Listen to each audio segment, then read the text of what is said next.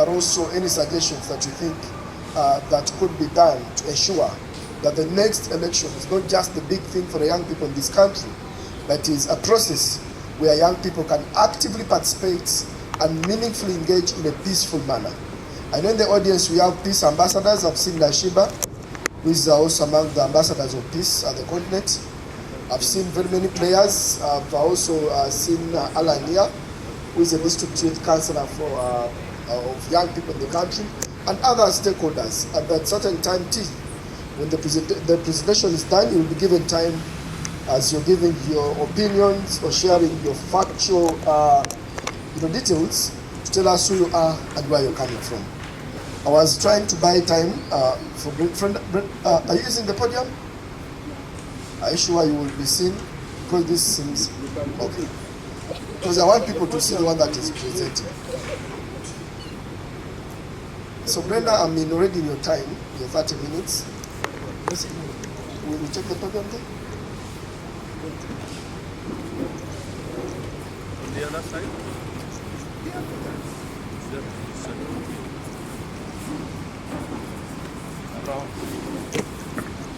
Here you.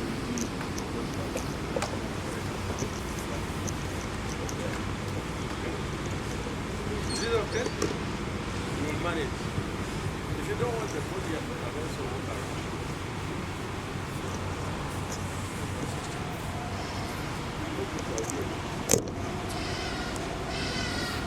So somehow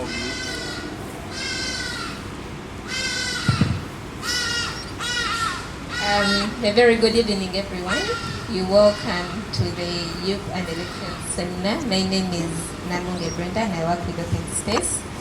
As an organization, as we gear up towards the 2026 elections, we're very interested in seeing how young people are going to be participating, but also empowering them to meaningfully participate in the electoral processes in Uganda.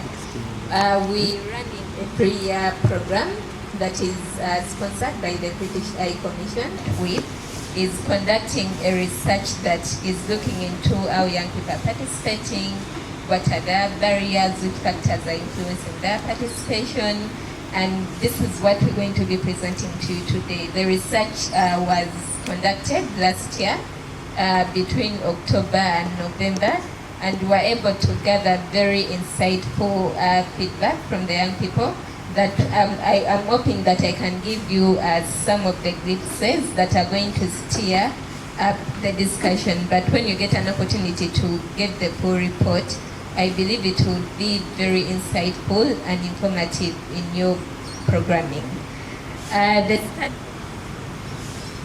The studying youth participation tips, the research areas, or what we call the thematic areas, the methodology, the key findings, and the recommendations.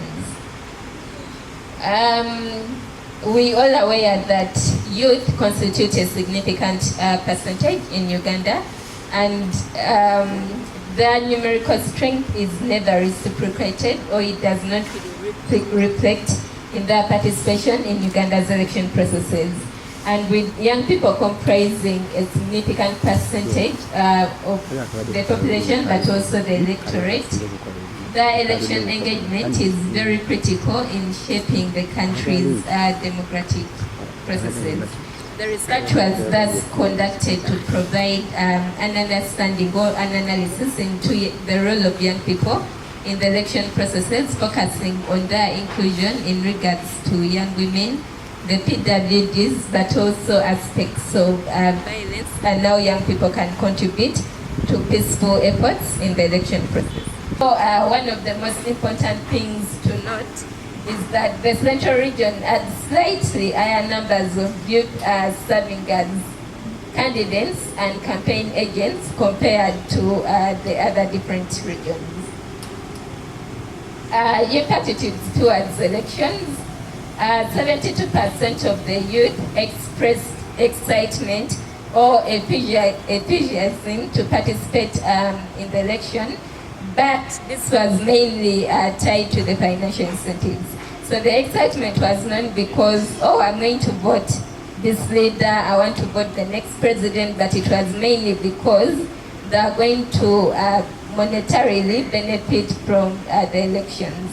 So for them, elections is an opportunity for them to earn money by working as mobilizers or as campaign agents.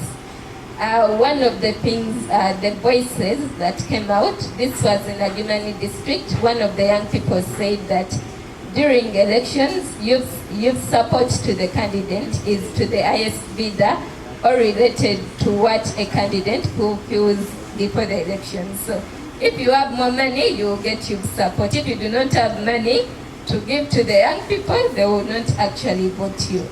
One of the participants in Ngara district said in search for money, youth accidentally participate in the elections.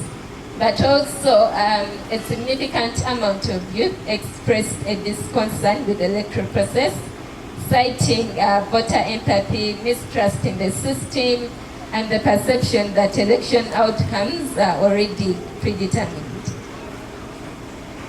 When we look at the participation of the marginalized groups, and here we're looking at women and PWDs, for the case of the women, we realize that yes, young women actively also participate in elections as voters, campaign agents, and mobilizers, but their engagement or their participation is limited by a combination of social, cultural, and economic barriers.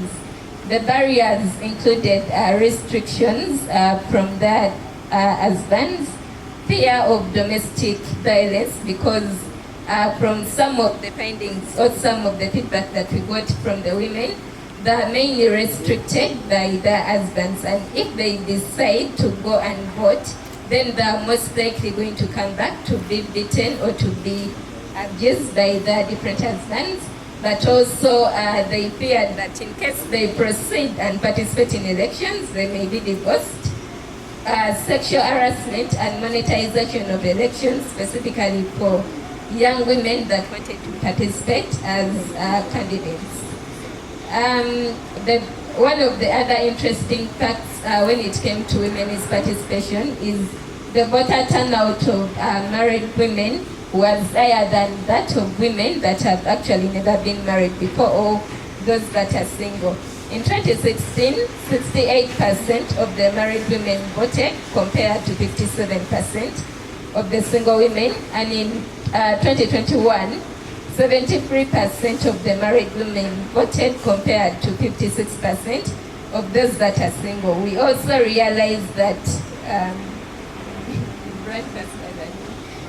the percentage of married women that voted actually increased in 2021, and the percentage of those the single women that voted kind of reduced in 2021.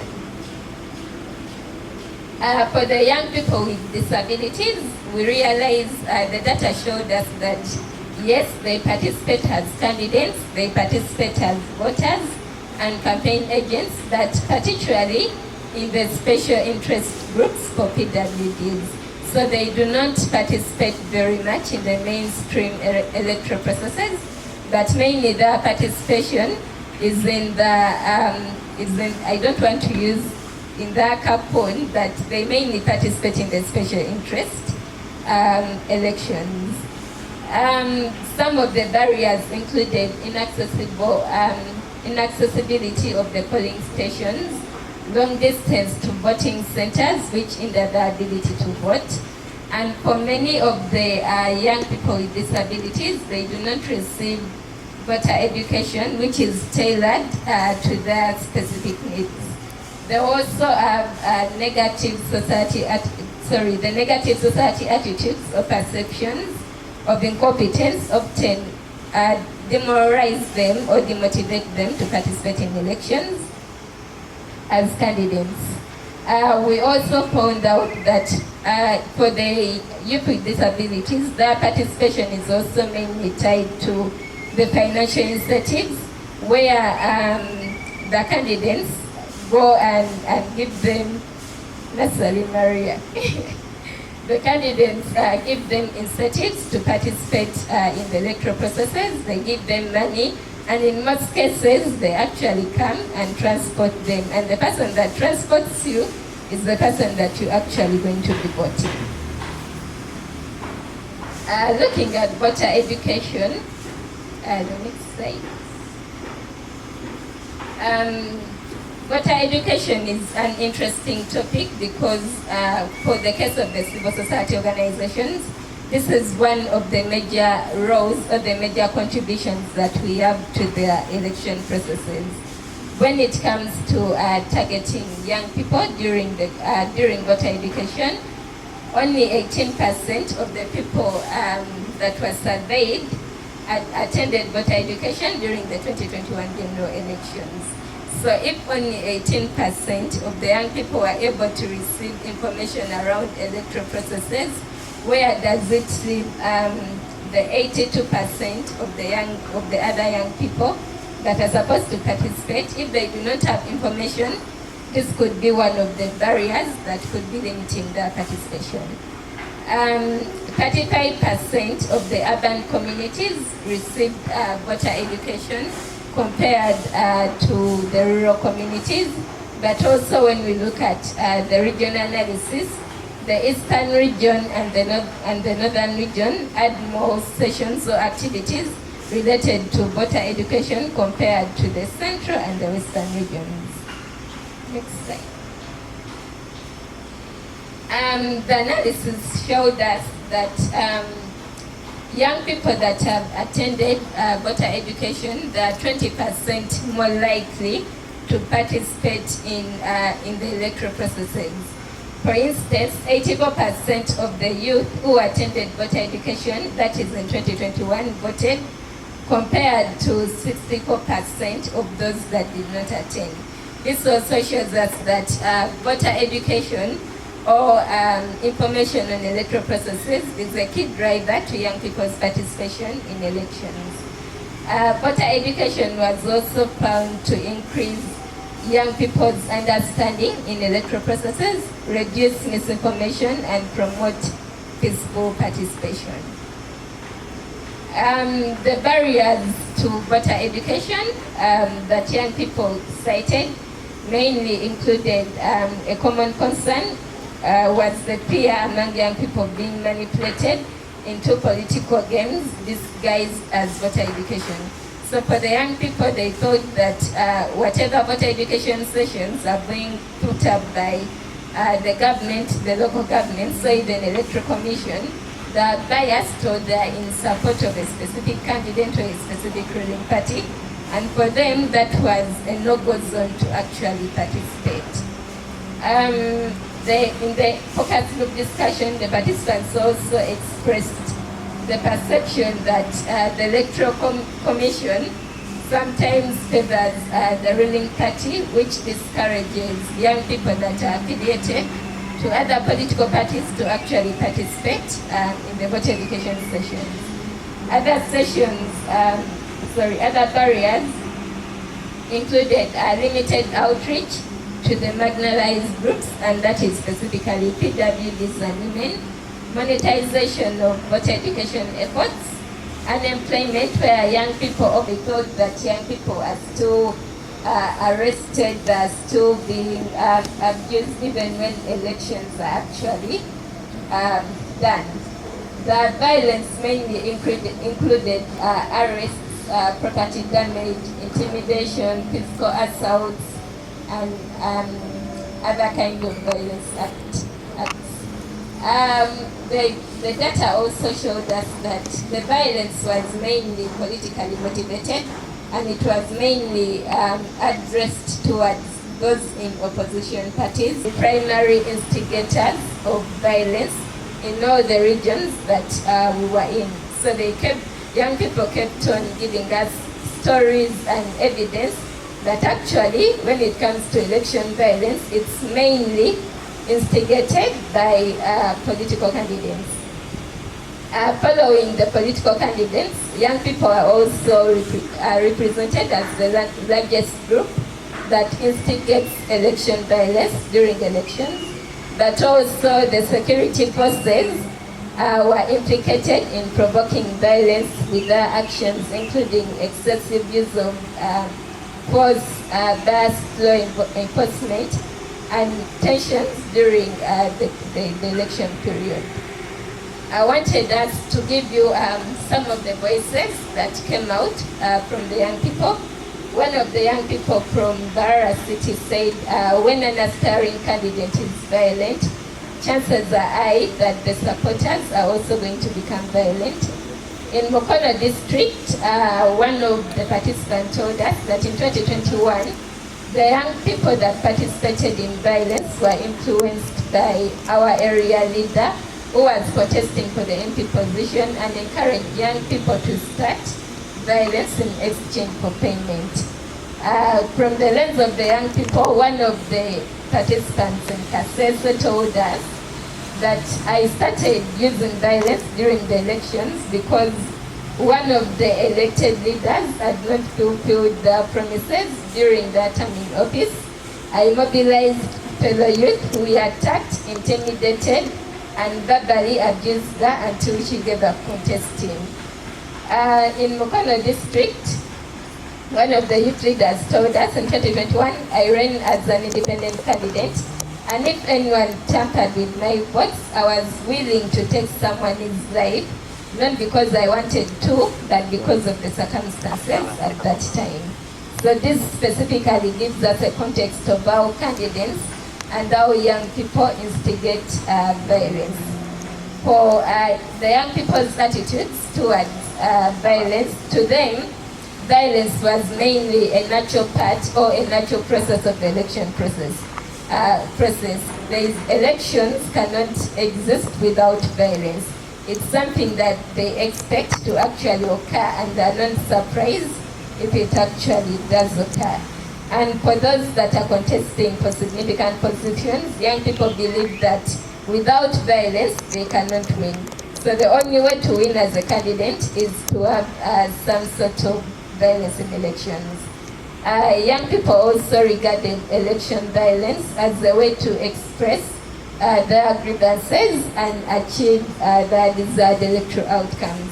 Which takes me back to one of the examples that I was giving in Kasese, a young person that felt they were not happy with one of the candidates because they had not fulfilled their promises. Mobilized other young people, ganged up on her until she gave up contesting. In efforts, despite active participation in peace building efforts, 43% of the surveyed youth expressed skepticism about elections due to concerns about violence and manipulation. So for them, they were concerned about the different violent acts that exist in the electoral processes, which kind of discourage them to participate further. And then youth-led initiatives, including peace campaigns and election monitoring, were prominent in 44% of the voter education sessions, fostering a peaceful electoral environment that were continuously emphasized in some of the sessions that they actually attended. We also realized the data showed us that youth leaders played a very critical role in mobilizing their peers and organizing different dialogues that are geared towards peace building efforts. Then included mistrust in the electoral process by the young people. They felt like they cannot trust the election processes, but also the negative perceptions of security forces. Young people's negative attitudes towards peace. We had one of the young people telling us, elections without violence are not fun. So for them, they feel like violence is one of the fun facts of the electoral processes. Lack of effective resolution mechanisms, but also many of the young people felt excluded from the decision-making processes, which instills frustration and discontent in the election process. So these are some of the interesting findings that we are able to present to you today, and I hope they are able to incite more discussions into how young people can participate in elections, but also how we can campaign for peace building efforts in the electoral processes. Thank you very much. All signs were showing that Uganda was about. I record. It is it's okay. Maria here. So you feel you have something important to share, kindly tell us what you think. First, on the broader, perspective of youth participation in electoral democracy, but also you had Mr. Sewachirana's, opening remarks, talking about CBR, but also the findings from the research that Open Space just concluded. Tell us your name, entity, and your question. The rapporteur, you must be getting it. Thank you so much. My name is Joseph. Yes, I heard very well the research being presented from the open space. I happen to start a project. And Joseph, where do you work? I am a manager of a company called the Park Company. Manager Joseph, your question? Yes, it's not really a question, but also just giving an opinion in form of an idea. Yes. I engage a lot with the young generation, the youth. So my request actually is, as these people did their research. You mean the open space and CBR? Yes. They should create more awareness among these people. Like how she said, they did select some districts where they did research and found out what she presented. But I also feel like if they are to do this, it should be like in every region. Now that children are getting back to school, they can use that chance of doing it through institutions, schools, and by doing so, they would have gotten at least a larger coverage than choosing selections in a particular region. So I feel like by doing so, the information can be covered entirely. So we have more reach. Yes. We went to schools and other things. Exactly. Thank you, manager. Thank you so much. Thank you. I think the team has noted that. Please, yes, we have Linda down.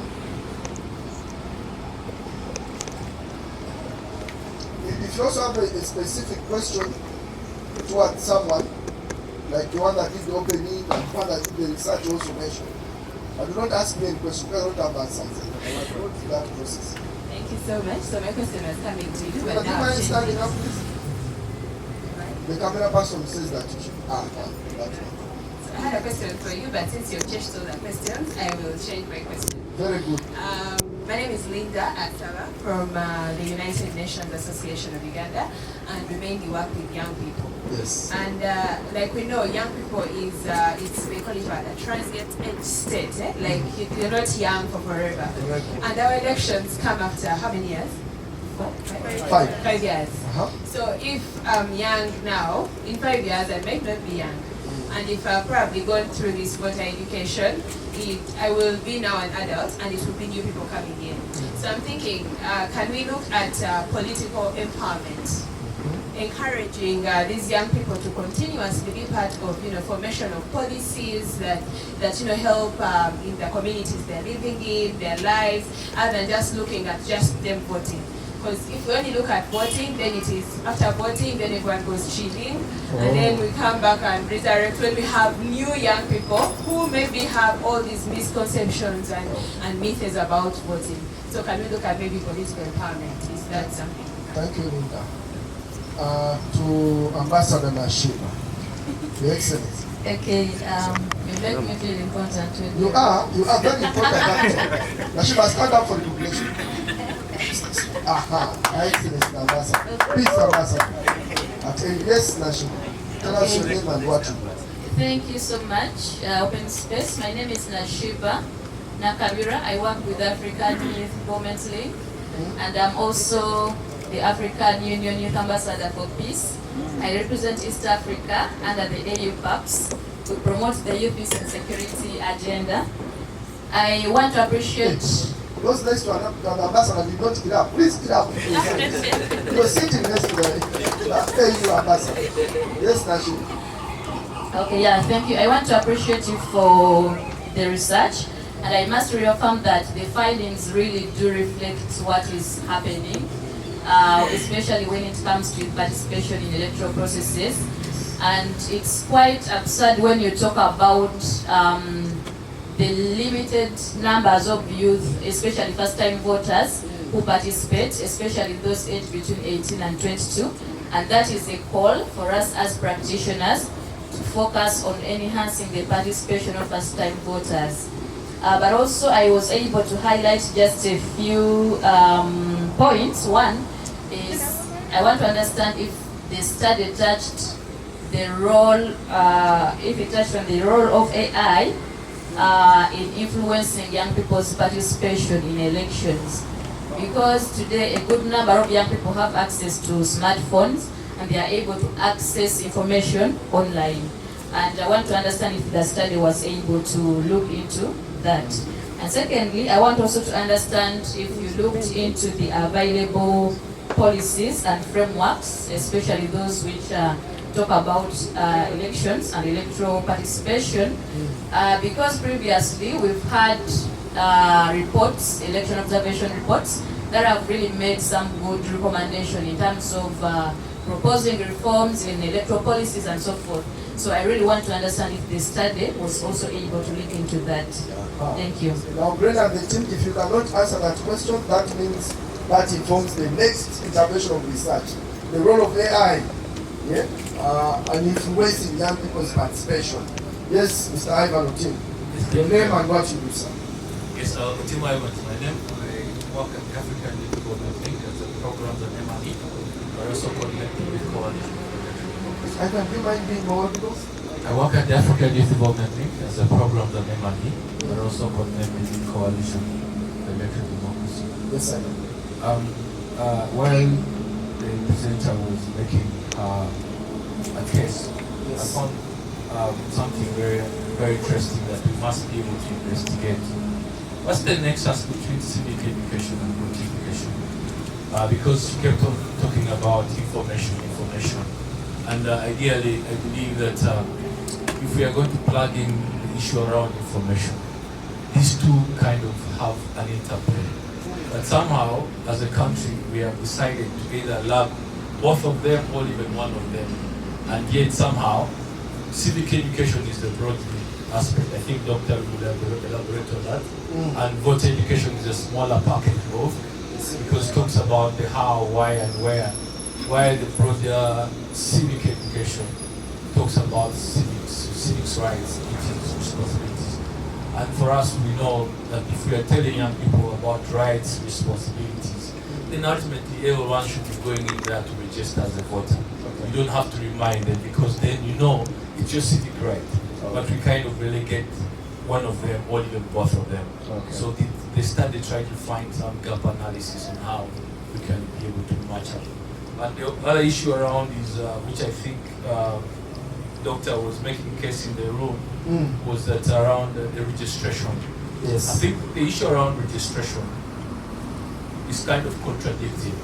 Of course, within our laws, we merged the law for registration under the ROPA. That's the one that where NIRA is mandated to undertake the registration. And EC is supposed to co-opt the data from NIRA. Yes. Now, where the issue is, I hear people making arguments that registration should not be a one-time off. I think it's not a one-time off. Yeah. But I think we still have a gap, because the statement that, for example, that was made by the chairperson of the Election Commission, yes, that young people of 18 years by 10th of February who not have turned 18 years will not be voters. Yes. Kind of made people surprised. But for us as AYTL, we did take a research, and the research brought us to understanding that there are two issues there. One, it is the law that is the gap. The law is fixing EC to the age of 18. Article 59 of the Constitution, if you go and read it, it talks about eligibility at 18. So that's why the EC is extracting data of young people 18 years. Yes. Yeah. But where the gap is that still we know that very many young people will be eligible even after the 10th of February. Okay. Which finds us more on how we can plug into a very critical discussion that can help us be able, even if it's the future, to see how we can amend that article. Thank you, Ivan. A quick one. So your suggestion would be on a personal basis. At what time would you want EC to stop registration? Where I talked about the law, the issue that we had made in the case was if they could do a drop back of, for example, pick young people. Right now, they go as registering as many young people as of age of 16 years.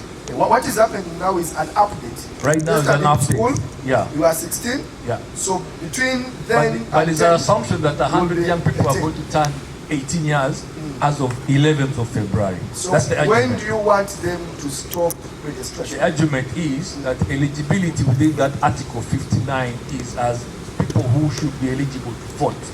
But for us, the argument that we make that eligibility should not be at voting, it should be at registration.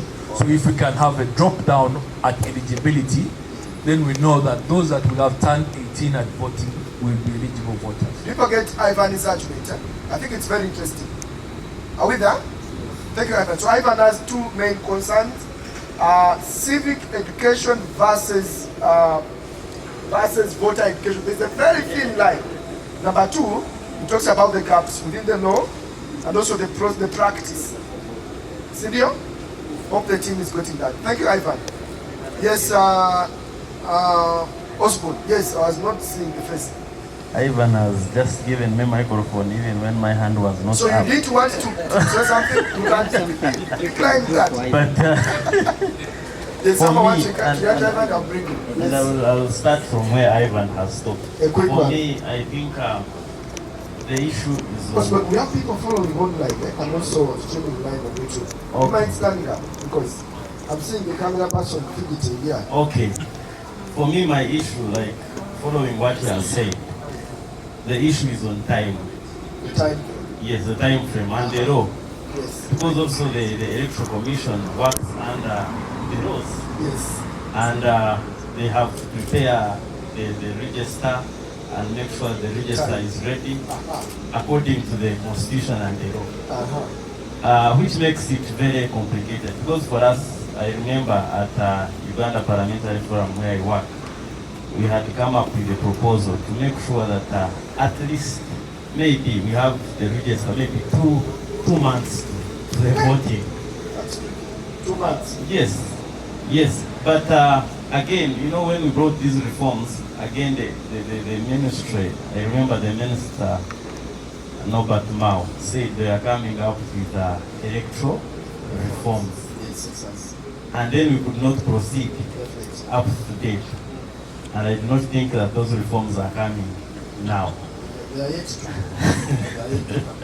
So what do I have a point of? So for me, I think, yes, it is very unfortunate that we have so many young people. Because you see, Ashra, from now to when we are voting, it's almost a year. And we have so many young people who will turn 18 by next year in January when we have elections.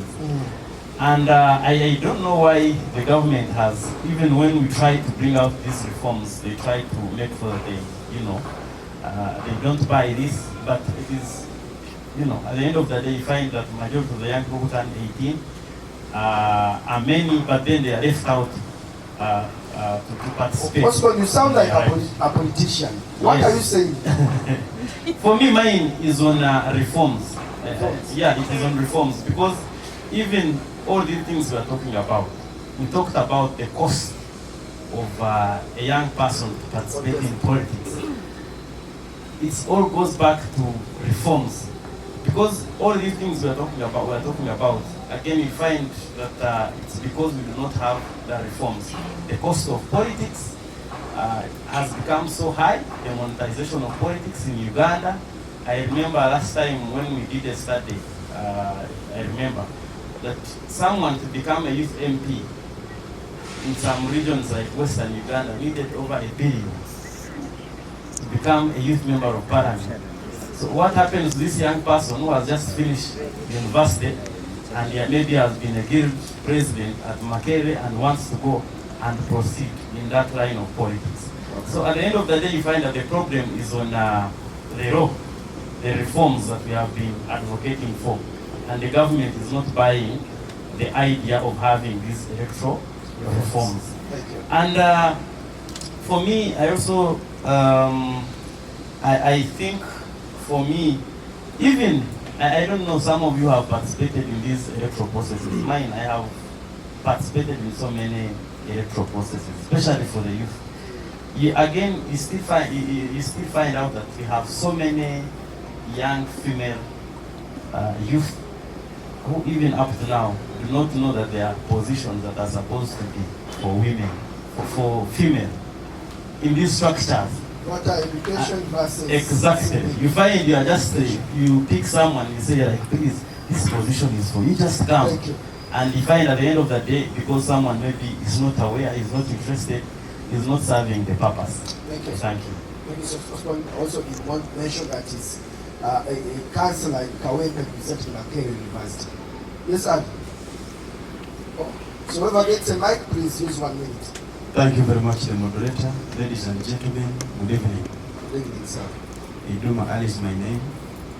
I will start by saying that the former speaker of Bugiri Municipality, I want to speak from there, basing to the area where we are.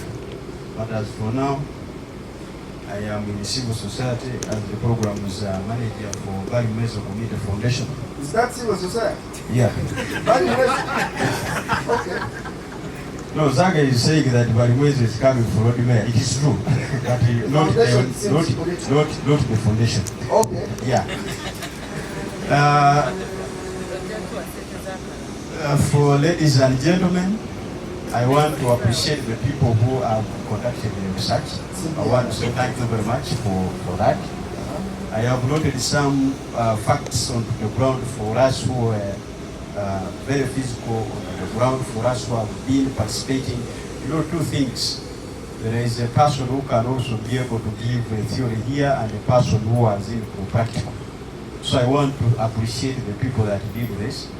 But from the practical point of it, there is a point where I have also noted that for the case of the people who are brought from the ground to go to the election, to come and vote their leaders, it is true, I want to testify that most of our young people here in all regions, they would wish to contest for any position in this country. But the point of money to fetch the voters from their areas, from their home to the polling station, a number of our young people normally face that. When I was in for it, I used also to make sure that I can speak to the young people. I take my advocacy, speaking to these young people to come and vote for me. For the first term, it worked. For the second term, I said, no, I will not also reach to your home. I will continue to communicate my message so that I see these people coming and voting. Okay. At the end of the day, most of them did participate because I did give them what it makes them to get out of their home. Okay. So it is a practical point. So for my young brothers and sisters outside there, this research is very, very vital for them. How best can we help the young people to participate in the election? Ashraf, as I'm concluding here, the reason why I stood up here. You should be concluding. Yesterday I was with one of the youth, the young people who are contesting for youth MP. He was soliciting for funds. He said, I'm looking for a budget of not less than 200 million to contest as a youth MP for Central Region. Then I had one for Eastern. She's also looking for funds. So the question is, for a young person sitting here and not here, If you don't have potential people, investors like maybe Ashraf here, who is always away, to look for resources, can they also manage to stand for this election well? So, finally, where are ladies in the room before you speak? You see, the Sheba must have scared some of them. We evaluate first, then I will come to Zaga and also Yaga. I was scared because my hand was up as soon as you said answer. In the past time, put your hand Thank you up. so much. My name is Helen. Yes, please be on. I'm from the Democratic Party. Aha. Yes. Now, I had thought the 8 districts out of the 146 districts that we have are really like a small scope. And my concern was I wish we had even reached up to like some 2 border districts. Because those districts normally are sensitive towards elections. They have, there was Kasese and maybe Adjumani. I think Adjumani is actually not a border district, I think. So, there is more is, I think, than us. So, but I also want to comment on the timing issue that, for example, now that they're updating the registers and all that, students are back to universities and they're in schools. So when you look at the timing versus the activity, you realize it also suppresses the fact that they are supposed maybe to be there and work on that. Most of them are in school. So I don't know whether EC looks at that and what option do they give them. There is no option of the internet that maybe you can even write or check properly or even update yourself. Information, I don't work with EC, but I will share a lot of things with them. What I know is that I think at every level, there is a link that takes you to the website where we can either update or change voter location or register. I checked and it seems it only brings information on where you got from and all that. I don't think it brings the updates. No. It does not. You can't update. Yes, you must go the other side to update yourself. Yes, there is. So that remains a very big issue towards that.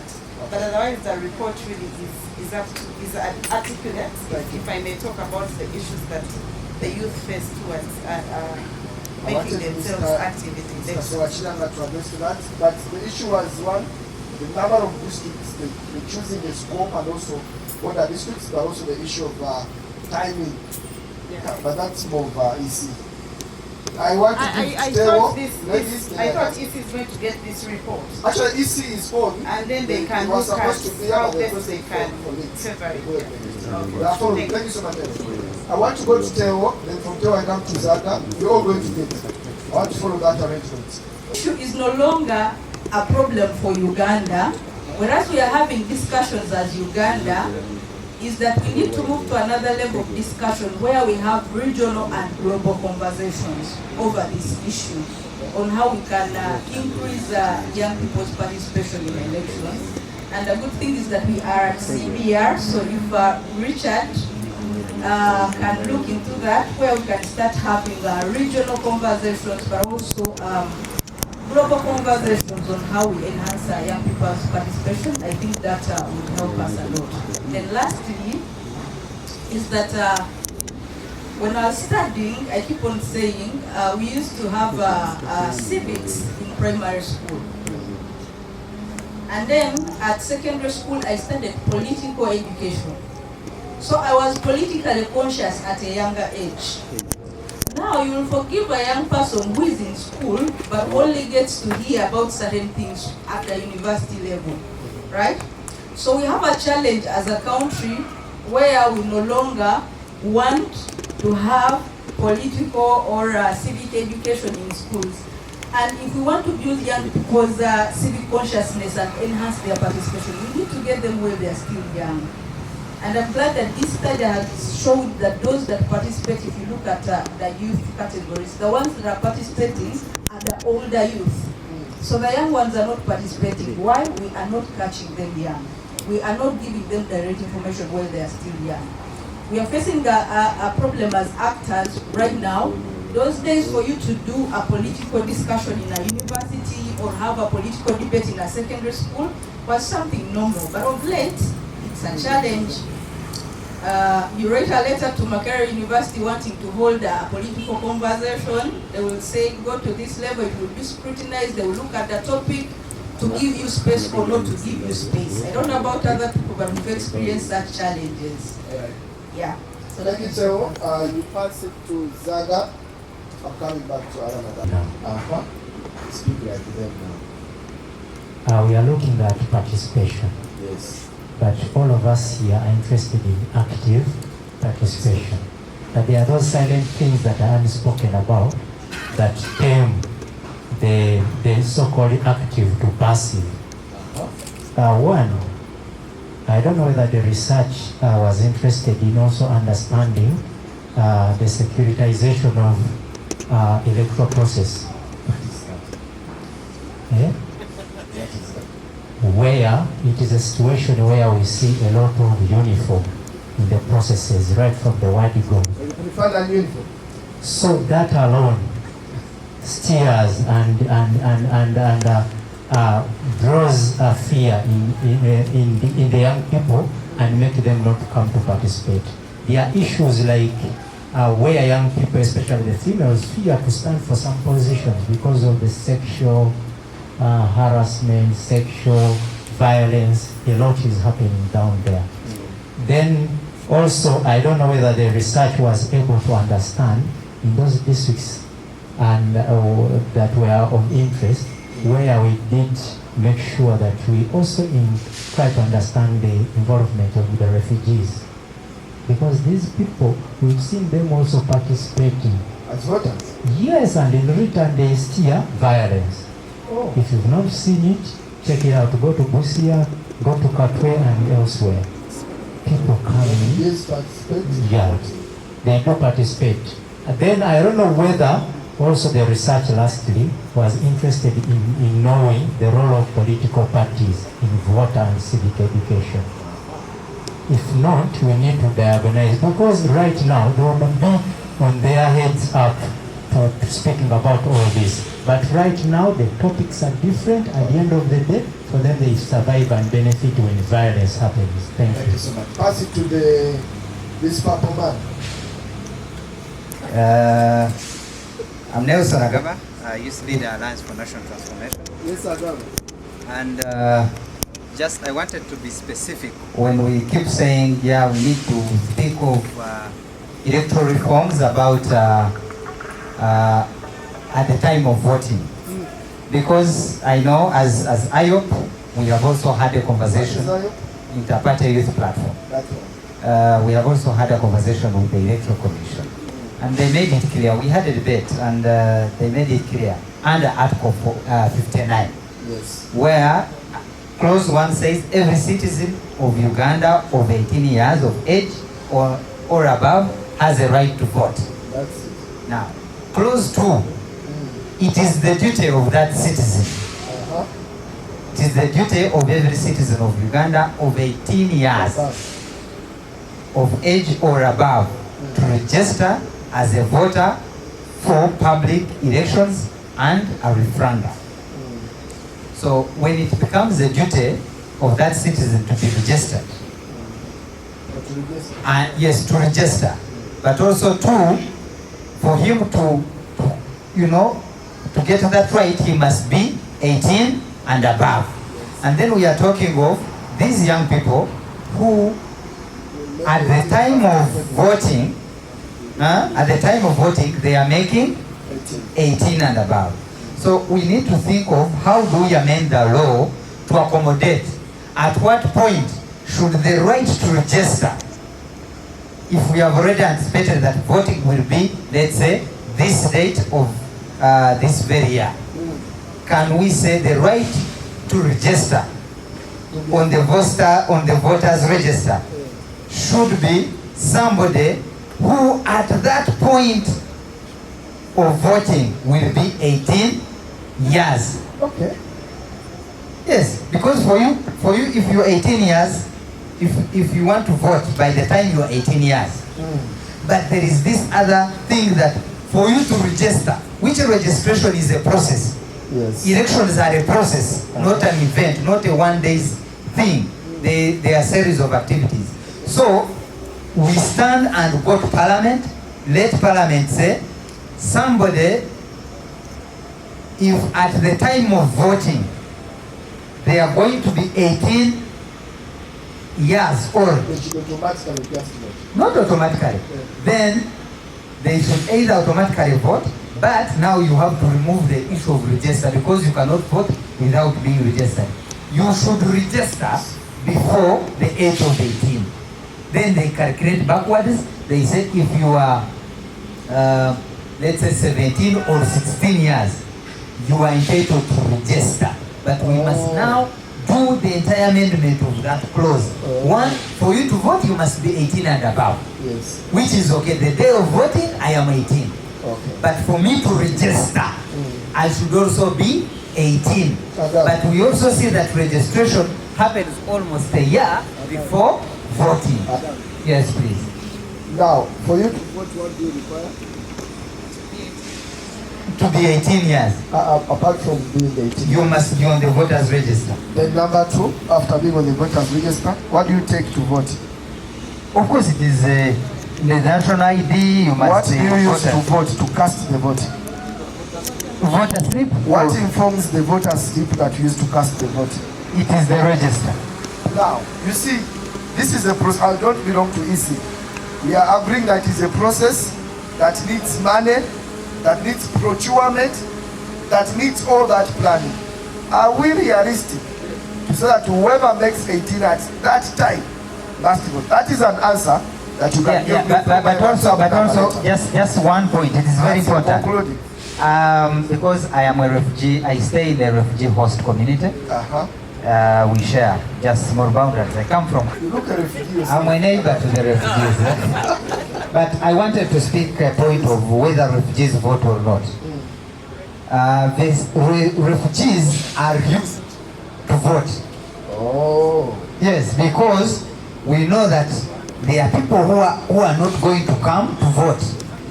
There are people we know that are not available. So what happens is that you know me, the candidate, I will go and procure my refugees to come because it is a syndicated, it is an organized region. Thank you, Agaba. And the president said that he was rigged 1 million votes. Yeah, so you must have been part of so it. you call them, Thank you, they Agaba. come and reach, you just sign them of whatever. Thank you, Agaba. Yeah, but no, the most important As you're concluding, Agaba. they said on money aspect that youth election look at an election as a time to earn.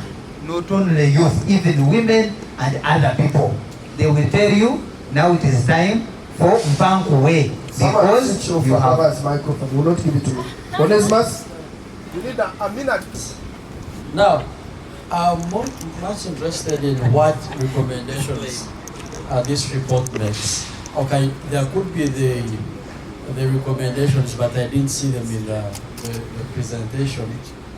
The other issue is the relationship between voter registration and age, and also the relationship between voter turnout and age are both positive, but there is a mismatch in the level of turnout as compared to the level of voter registration.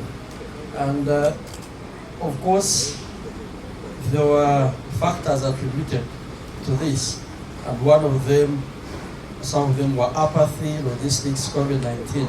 I'd also want us to look at the regional turnouts, because I know in the last elections of 2021, the excitement to vote in the region, for example in the Western region, was not as much as it was in 2016 when we had both Kando, Chiza, and from the other side. I'm not saying they are regional candidates, but you get what I mean. So I would want to know the regionalized figures on the voter turnouts in case the study also looked at that. The other thing is on, now, the report shows that the low turnout amongst women was because of men. When you say sexual harassment, I would want to say men. But now these single women, their voter turnout is lower than the married men. What are the factors I would want the report. I don't know if the report addresses those. Okay. The other one is on, if the report could also tell us, or maybe highlighting some areas for deeper research, what factors led to more voter education service in the northern and eastern region than in the central and western region? Is it because there have been, if you don't give it to you, stop it. There have been civil society organizations, or is the EC, when they are doing voter education, are they more interested in the other regions? Why?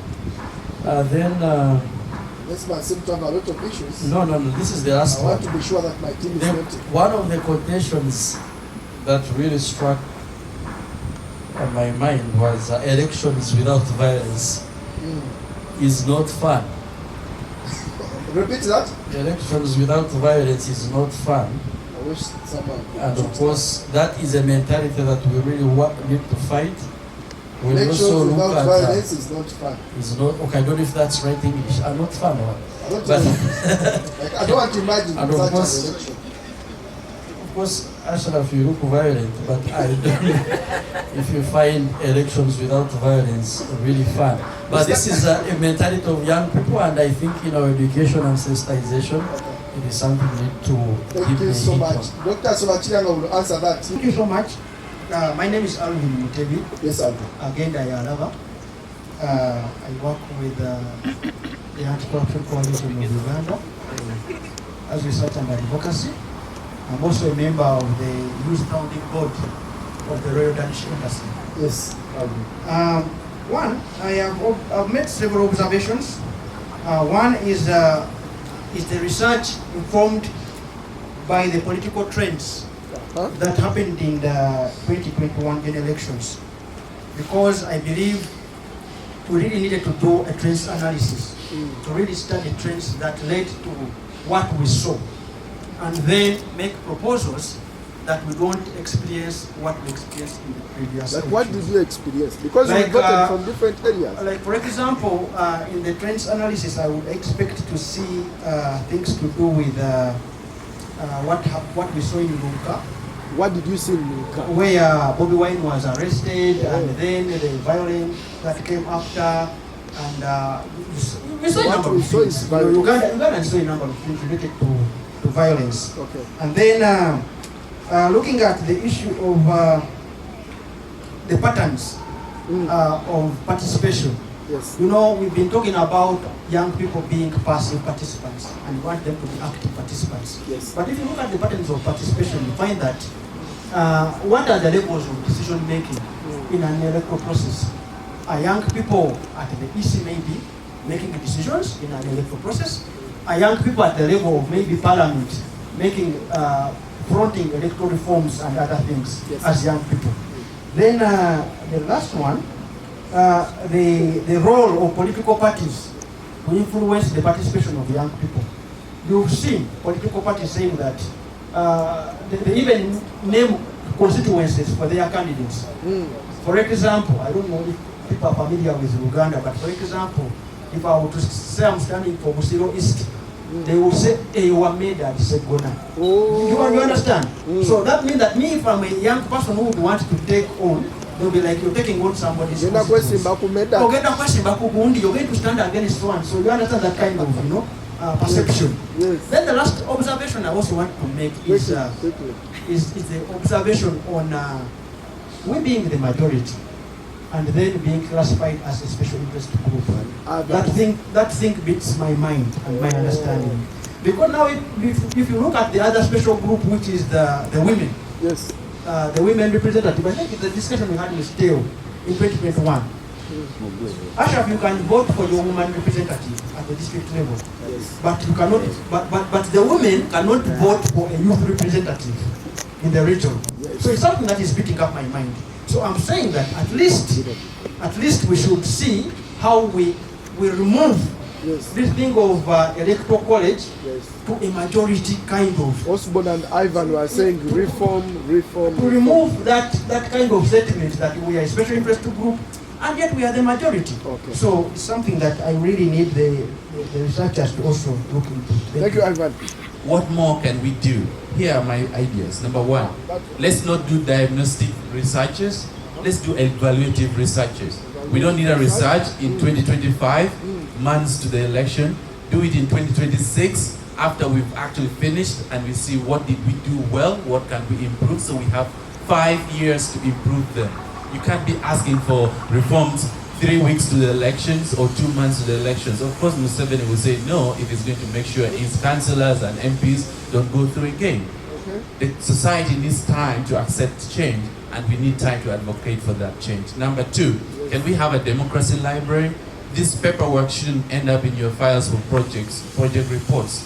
Take them to the community. Let's not have it in PowerPoint. Let's have it in infographic, put it in the markets, so that our mothers, our sisters, our brothers can say, only 5 in 10 of us were able to understand and vote in the last elections. This time, let's do more. Next, and lastly, can we do a continuous research? This idea of picking random people over every 5 years does not, let me make my point, does not clearly inform if this person that I spoke to in 2021 about his participation in elections has changed his views. Every time you're meeting new people, every time you're bringing the results to the same people. I've seen the same faces. Onesimus and I have attended these events so many times. But the source of data, exactly, that's what I'm saying. I don't know if Onesimus himself has grown as a voter or more informed as a civically aware Ugandan. Otherwise, thank you very much. Misinformation is everywhere. Can we carry the right information? I hear a lot of misinformation here on party lines. Can we have young people in party spaces actually speak the truth on civic education? Thank you very much. There are people that people are usually participate as mobilizers, as campaign agents. And I think this really is a manifestation of what is happening in Central Region. So people in Central Region are people that you would consider the urban elite. So these are the kind of people that want, to influence things, the way things are done. So these come off as, agents of change. So for me, what I want to look at is how do we leverage that kind of thinking, whereby the urban elite think that they want to, they are the ones that are going to influence, who is going to be voted, and how do you translate that into real, people turning up to go for elections. Thank you. I trust Brenda is that. Thank you.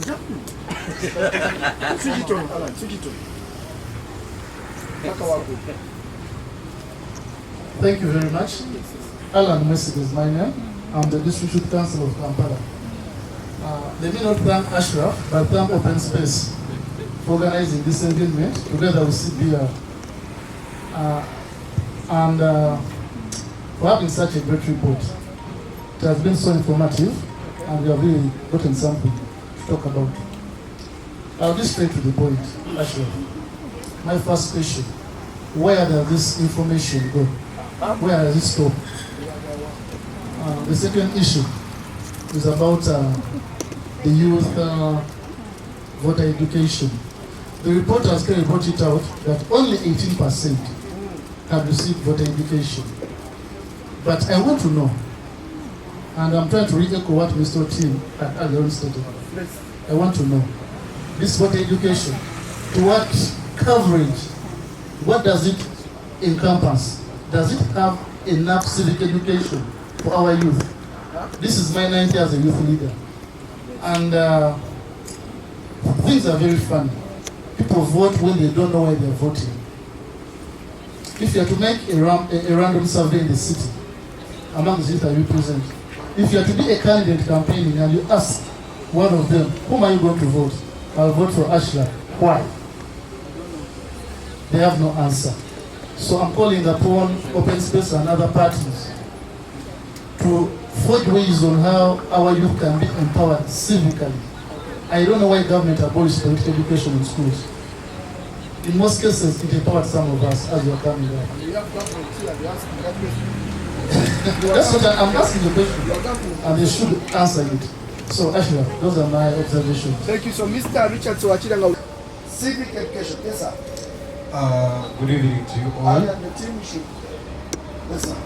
My name is Swaga Timothy, and I work with. Your name is what? Yes, I give you one comment on that. Your name is what? Swaga Timothy. All names? Yes. Okay, so I work with Anti-Corruption Coalition Uganda as Advocacy and Communications Officer. I chose to be among the last people to make an input because I was trying to listen to everyone else give their input.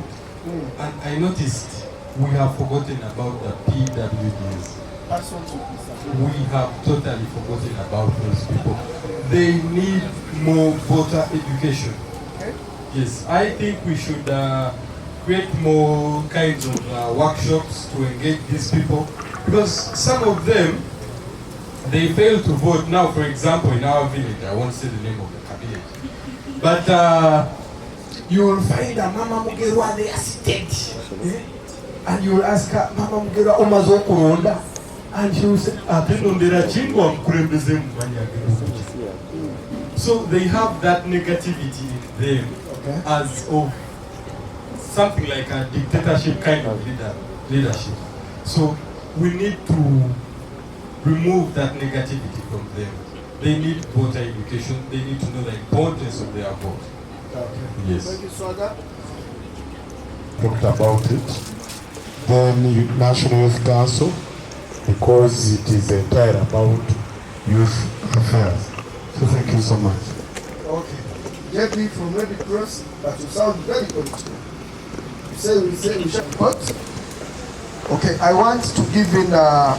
I want to request that we give ourselves 5 minutes for us that have not served the to serve. Is that okay? That have not done what? Something to serve. Starting with the mic, man with the mic. Starting with me. Thank you so much, Richard. You see, Richard understands me very well. Let us start serve.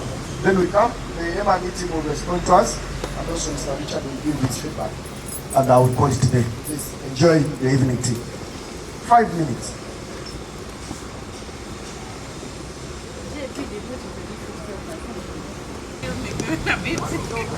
Why do you feeding me? Wait for people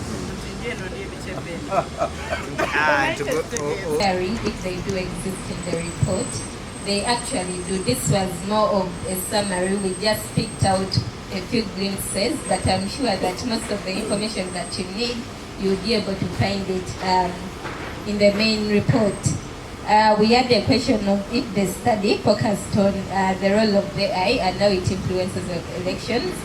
Unfortunately, we did not tackle that specific area, but maybe it's something that we can consider in the next research endeavors that we shall be doing.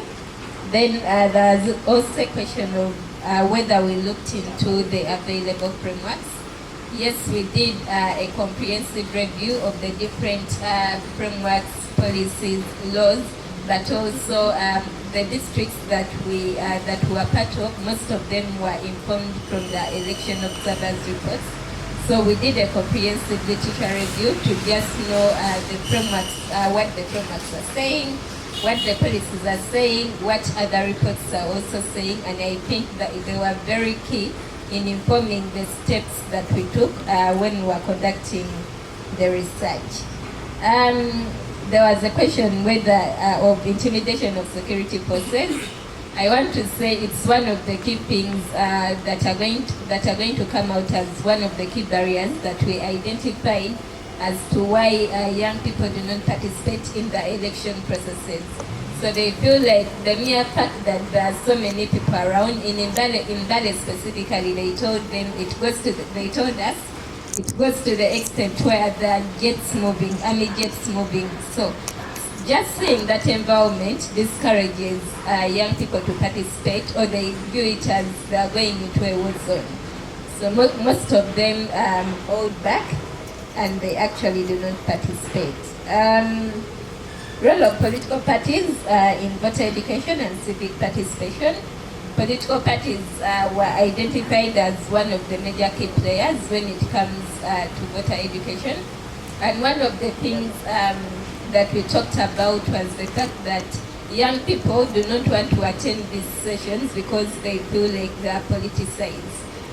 If it's the ruling party giving out voter education, or it's another party that you're not supporting, they feel like the voter education that is being given out is actually biased.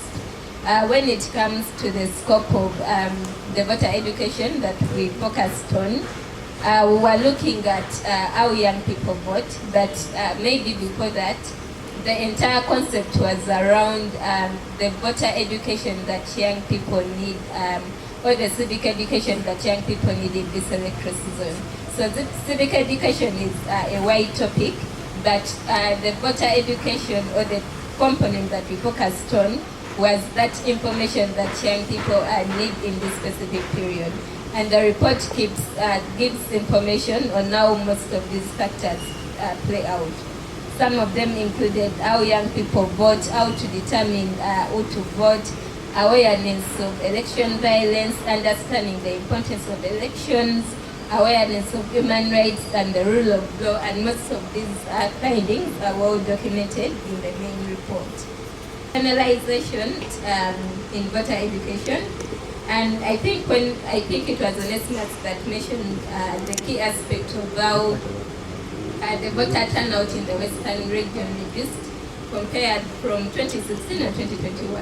And it's also one of the key findings that we got from the report, because in 2016, 82% of the young people voted, and in 2021, it was only 67%. So there was a very, very big reduction, and I think the findings agree with what you actually have. The factor of young women, why married women are voting more than single women, and why and how it's kind of contradicting the fact that marriage dynamics are a key barrier to people participating. Yes, women are participating, married women, but it's not 100%. So some of these key barriers are for those women that are not able to participate, but also the issue of sexual harassment was mainly aligned to women that want to participate as candidates. So in most cases, as the when they do not have money to participate, so candidates that have the money and the influence offer them support or funds to champion their different campaigns, and this comes with what we call sexual favors. I think, let me see. Brenda, make sure I don't answer questions for Mr. Swachi. Yes. Please clap for Brenda. Thank you very much. Clap for Brenda. Yeah, thank you. Thank you so much, Brenda. Yes, our interesting issues that we are raised.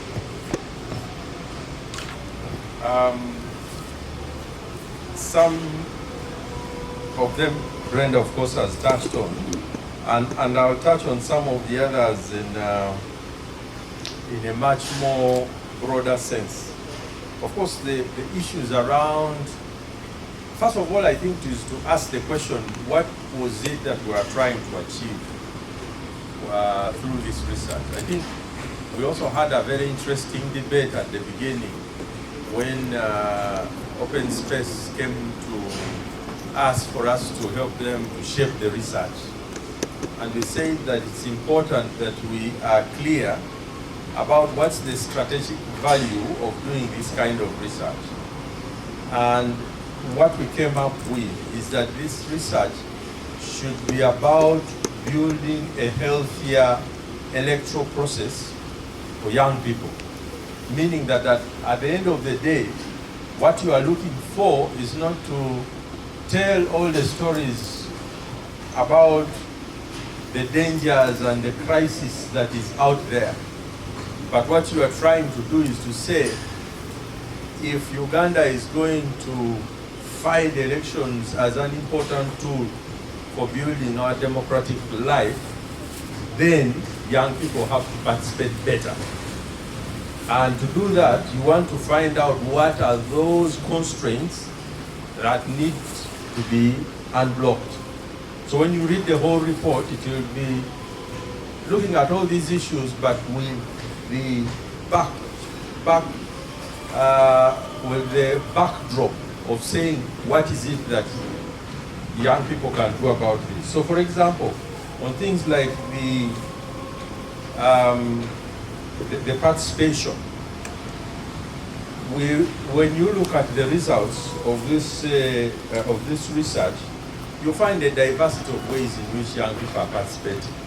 And the constraints are interesting, that they are in all kinds of ways. Somebody talked about the issues, for example, to do with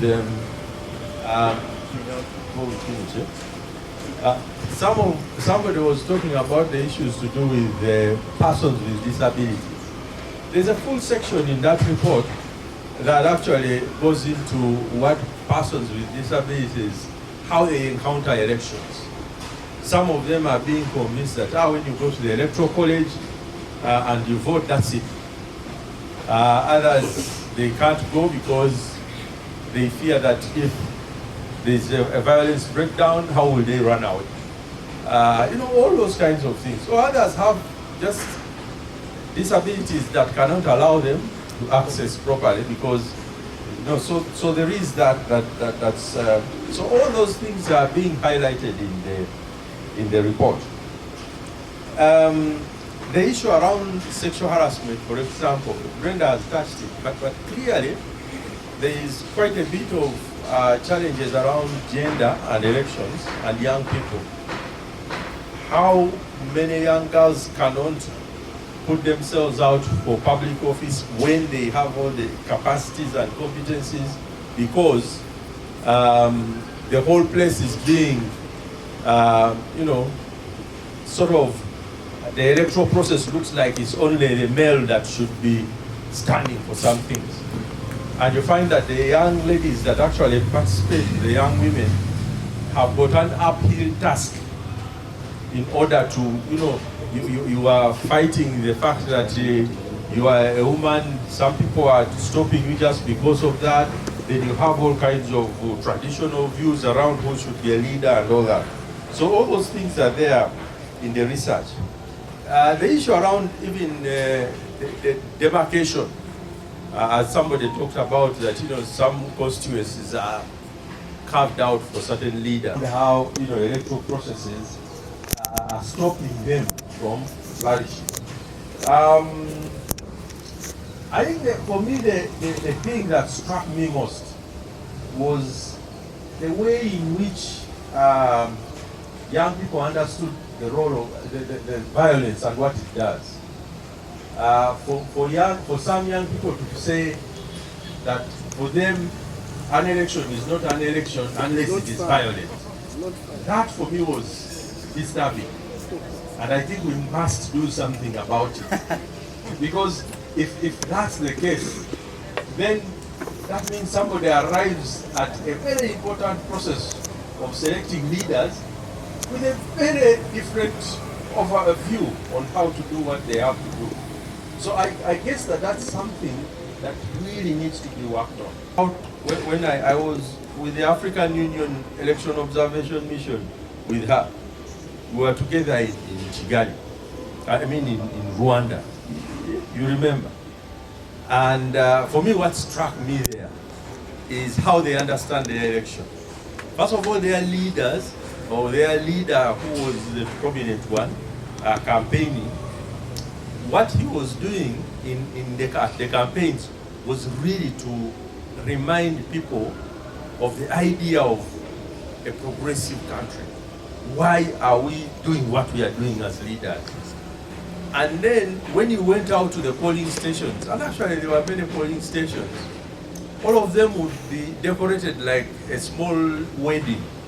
Ribbons, lights in the booth, and music on elections. And that means that for us here, we can sit and say, but if people sort of approach something in that manner, it helps them demystify some of the things which other countries across Africa think can't be demystified.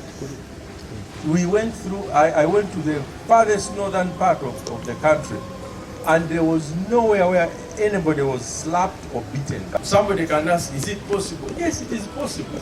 Maybe they are beaten before the election. No, they weren't beaten at all.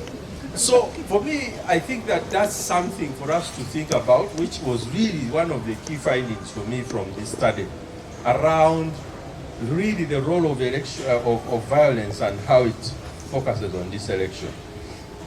Now, the value of this study is also that in terms of, with studies, people say, oh, when you do 5 districts, maybe you haven't covered enough. Now, let me tell you something about research. You see, and I usually use a crude example which comes from cooking. If you have a dish of meat and you want to know how much salt is there, you don't have to drink the whole thing. And then you realize there is salt or there is not salt. What you actually do is you sample. You scoop, and then you take, and then you say, maybe, then you mix a little bit, then you scoop again. So what you are doing there is you are finding out a way in which you know exactly how much salt is there. But that is the same for society. To actually understand, or even for policymakers, they don't have to ask everybody in the country about every issue. That representative sample is always important, and so don't worry about that. But also, the fact that this study was done a little earlier, before the electoral energy started, I think is helpful, because after the elections happen, I think it will be good to do what somebody called an evaluative research, to just see what is it that is emerging. So those are a few key things. I want to say something about, if you don't mind, just it's just so hard to tell your host that time is up. Eh? No, well, don't mind about time. We can close and continue, because this is our home. For us, nobody locks us out, so we shall chase Ashraf away and continue the conversation. But I just wanted to say something about AI. I mean, about technology and elections. Of course, one of the things we have to understand is that technology is going to be very decisive in any electoral process from now on anywhere in the world, for several reasons. One is that it is going to be a tool that is used very, very much. Okay? I don't know how much you know about Donald Trump's campaign, but they tell you that his son, the 14-year-old young boy, the role that he played in getting him to do podcasts and all those other things got him actually into a space of many young people who would not come to the big rallies, but could listen to these podcasts that we have. And they sort of did that very well. So in a sense, technology is going to be an aid. But the thing about technology is that technology has no side. You can use it for good, you can use it for bad. So if we want, you can actually use technology to build a very strong, peaceful election. But you can also use it to build a very tough and very risky election. The thing about AI is just algorithms. Algorithms means that we have machines that are brighter than us. Their IQs are more than us. Why? Because they have the capacity to analyze a lot of things very quickly. And that is helpful, because you see, in elections, you have lots of data to work with to understand what's going on. So yes, AI will help us in those kinds of things of understanding what's going on, what are the attitudes, what are the... So yes, but the thing is that, for me, most importantly, is for us to understand that we have to build a certain positive mind of saying, let's use it for good. Because the biggest crisis is to use it for bad, especially when it comes to misinformation. So, and you know, now technology is very smart, so they can clone me very well, and you think it is Richard speaking. And so those are the kinds of things that we have to worry about, even for us who think we are in third world countries. But I think, thank you very much, Ashraf. As I said, this is one of many seminars that we are going to have. Yes. We have had 2 for so far. My colleagues want to give you a few books for those who want. We've just put together the like Ashraf, who has been standing here, and a few others. That is one. Secondly, for every seminar, we publish a report for that seminar. The idea is we don't publish proceedings, but we analyze what has come out and have a short, well, not a short, but an analytical document that people can read. We put it up on our website. I'm sure Open Space will also put it up on their website, so there will be that. But also, as I said, you are welcome. This happens once a month, especially for this election project. So again, in February, we shall be talking about something else. We are still negotiating. It may be with the security forces, we are not yet sure, or with some other people. But thank you very much, Ashraf, and all of you for coming. And the conversation continues, as I said. When the microphone goes, let's keep talking. Thank you. Very big thank you to the elections. Remember, a doctor and the team here have a book we are publishing, so you never know, your project or program might appear as a chapter. So within a minute, I will start with Teo, Topista. You come tell us your entity and what you're programming in youth governance election. 1 minute each, then I give you what comes next. After Topista, if you have any, you just come. 1 minute. Thank you. African Youth Development Link is doing civic and voter education, but it is also doing outreaches that are supporting young people to register as voters. But again, we will try to do dialogues between youth and other stakeholders, and then we will still do the youth manifesto. Thank you so much. That's AYDL for you. Any other electoral programming? Even Sisters Uganda. Please come. Come. So we have 4 other left minutes. Yes, thank you very much. Paul Nyeun is my name. I work at Sisters Uganda. We are doing a lot of work on voter and civic education. Right now we're implementing a project called Fostering Youth Voices for Inclusive and Meaningful Youth Participation. So we are doing this in Rua City, Rua District, and in Ebi. West Nile, yes. Okay. So thank you. Thank you so much, Paul. Here, Sisters Uganda. Yes, good evening, everyone. Osborne Tuyasingura is my name, from Uganda Parliamentary Forum on Youth Affairs. We are going to do an activity on with young people. And this is going to be through sports.